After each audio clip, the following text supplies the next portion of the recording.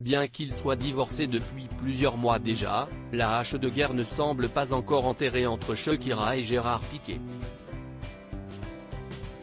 Invitée de Jimmy Fallon, vendredi 10 mars, la chanteuse a notamment évoqué l'année difficile qu'elle avait passée. L'année 2022 a été particulièrement éprouvante pour Shakira. Après avoir été accusée de fraude fiscale, la belle colombienne a mis fin à 12 ans de relation avec le footballeur Gérard Piqué.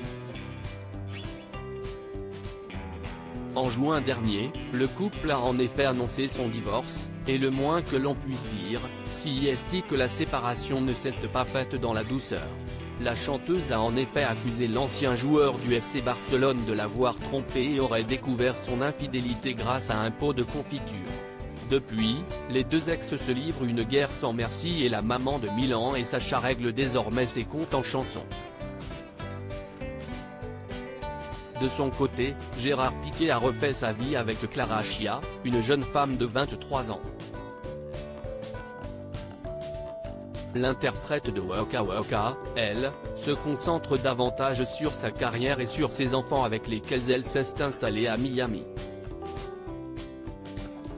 Une nouvelle vie donc pour Shakira qui se remet doucement mais sûrement des différentes épreuves qu'elle a endurées ces derniers mois. C'est un moyen sain de canaliser mes émotions si elle exprime volontiers cette affaire en chanson.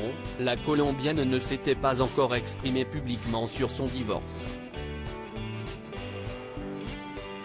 Invitée de l'émission de Jimmy Fallon, vendredi 10 mars, Shakira s'est laissée aller à quelques confidences sur l'année particulière qu'elle avait passée. J'ai eu une année très difficile après ma séparation, et écrire cette chanson a été très important pour moi.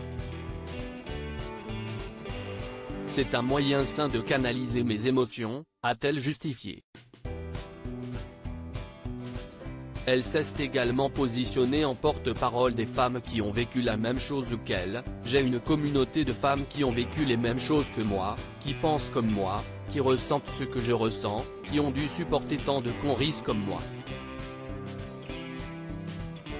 J'ai écrit cette chanson pour moi, mais j'ai aussi le sentiment qu'elle était destinée à tant de femmes qui avaient besoin d'une tribune et d'une voix pour les représenter à bien des égards.